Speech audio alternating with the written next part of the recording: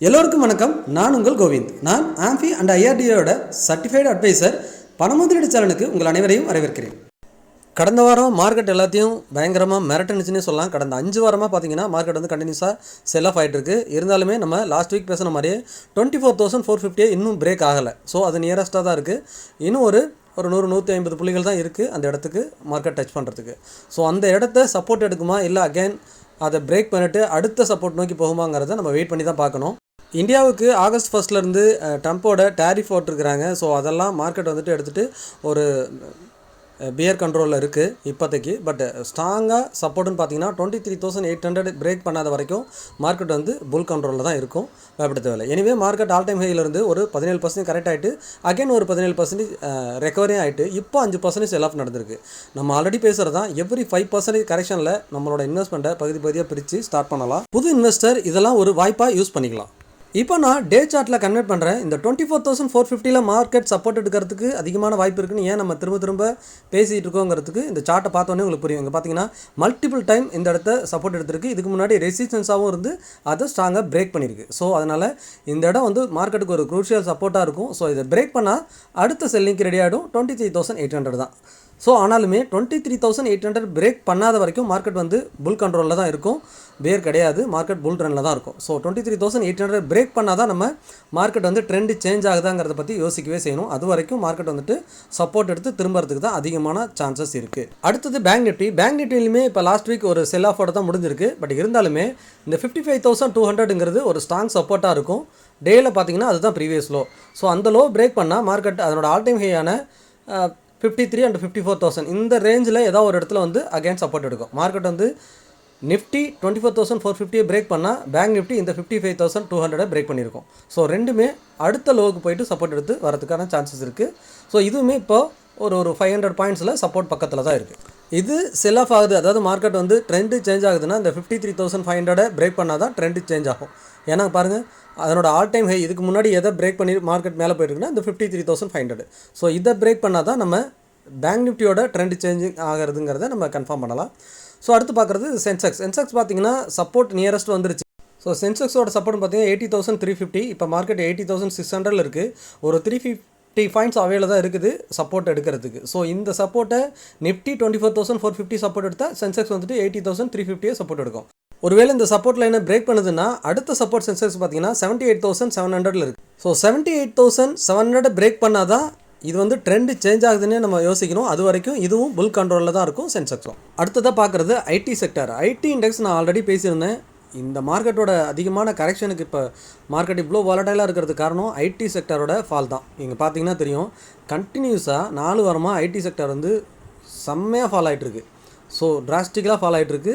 So இந்த ட்ரம்ப்போட நியூஸ்லாம் வந்ததுனால இன்னுமே அதிகமாக ஃபாலோ ஆக ஆரம்பிச்சிருச்சு. அதுவும் இல்லாமல் டிசிஎஸில் நிறைய எம்ப்ளாயிஸை லே ஆஃப் பண்ணுறது இந்த மாதிரி நியூஸஸ்லாம் வந்துகிட்டே இருக்கிறதுனால ஐடி செக்டாரில் நிறைய செல் ஆஃப் நடந்துகிட்ருக்கு. ஸோ இதை பொறுத்த வரைக்கும் பார்த்திங்கன்னா 34,600 இப்போ இருக்குது.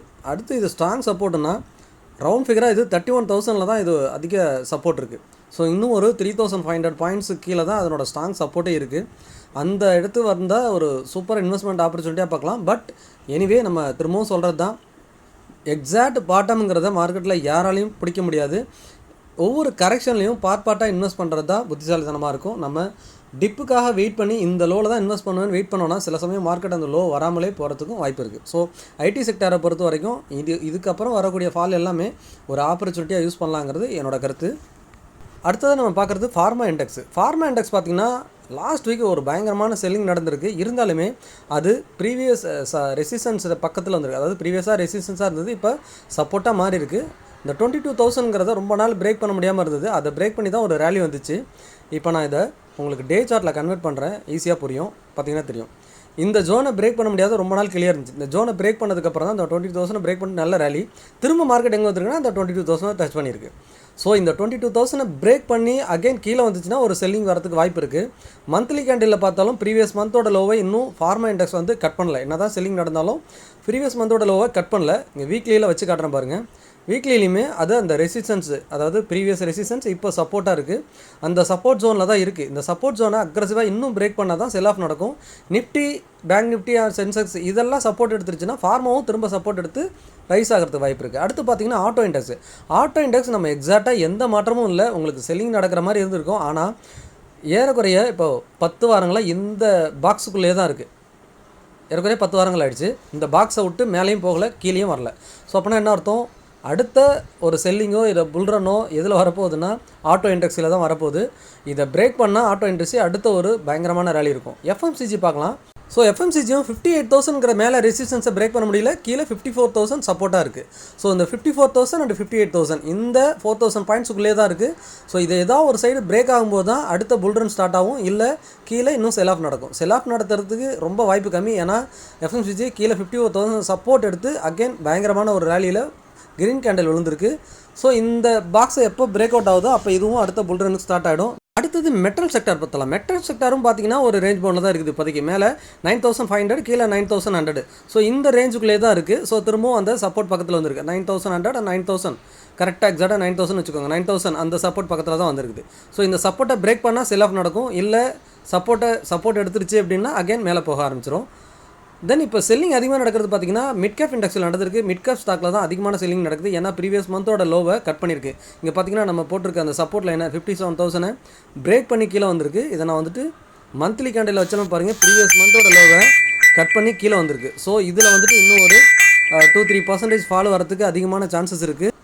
இப்போ நிஃப்டி மிட் கேப்புக்கு அடுத்த சப்போர்ட்டுன்னு பார்த்தீங்கன்னா இப்போ நம்ம போட்டிருந்த அந்த சப்போர்ட் லெவல் 57,000 பிரேக் பண்ணிடுச்சு. அடுத்த சப்போர்ட்னு பார்த்தீங்கன்னா 55,200 இதுதான் அடுத்த சப்போர்ட்டாக இருக்கும். இந்த சப்போர்ட் வந்துச்சுன்னா திரும்ப அகைன் ரைஸ் ஆகிறதுக்கு சான்சஸ் இருக்குது. இன்னும் கூட ஒரு 2% ஃபாலோ ஆகிறதுக்கு வாய்ப்பு இருக்குது. ஸோ சேமாக ஸ்மால் கேப் இண்டெக்ஸும் ப்ரீவியஸ் அந்த சப்போர்ட்டு 17,700 நம்ம போட்டிருந்த சப்போர்ட்டை பிரேக் பண்ணிடுச்சு. அடுத்த சப்போர்ட்னு பார்த்தீங்கன்னா 17,200 இந்த ரேஞ்சில் தான் இருக்குது.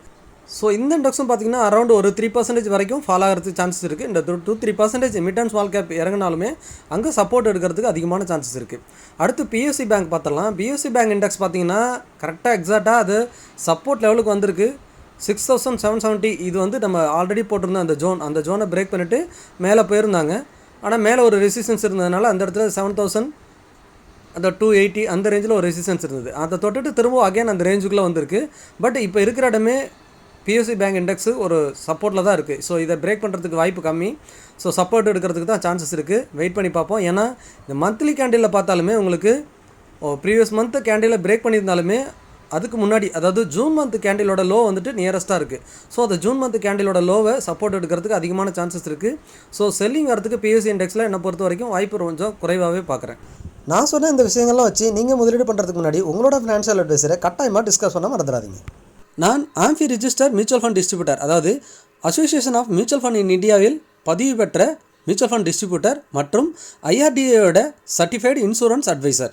நீங்கள் நம்ம மூலிமா மியூச்சுவல் ஃபண்டில் முதலீடு பண்ணலாம். மற்றும் term and health insurance, life insurance, guaranteed income plan, pension plan, child education plan, இப்படி உங்களோட லைஃப் கோலை அச்சீவ் பண்ணுறதுக்கான அனைத்து பிளான்களையும் உங்களோட ஃபினான்ஷியல் லைஃபுக்கு தகுந்த மாதிரி சிறப்பான முறையில் அமைச்சு கொடுக்குறோம். அதுக்கு நீங்கள் டிஸ்பிளேல தெரியிற வாட்ஸ்அப் நம்பருக்கோ அல்லது மெயில் ஐடிக்கோ தொடர்பு கொள்ளுங்கள், அல்லது டிஸ்கிரிப்ஷனில் இருக்க கூகுள் ஃபார்ம் ஃபில் பண்ணுங்கள். நான் உங்களை தொடர்பு கொள்கிறேன். இந்த வீடியோ கட்டாயமாக உங்களுக்கு பிடிச்சிருக்கும் நம்பர். மறக்காம நம்ம சேனலை சப்ஸ்கிரைப் பண்ணுங்கள், லைக் பண்ணுங்கள், உங்களோட ஃப்ரெண்ட்ஸ் அண்ட் ஃபேமிலிக்கு ஷேர் பண்ணுங்கள். மீண்டும் ஒரு நல்ல வீடியோவில் சந்திக்கிறேன். உங்கள் கோவிந்த்.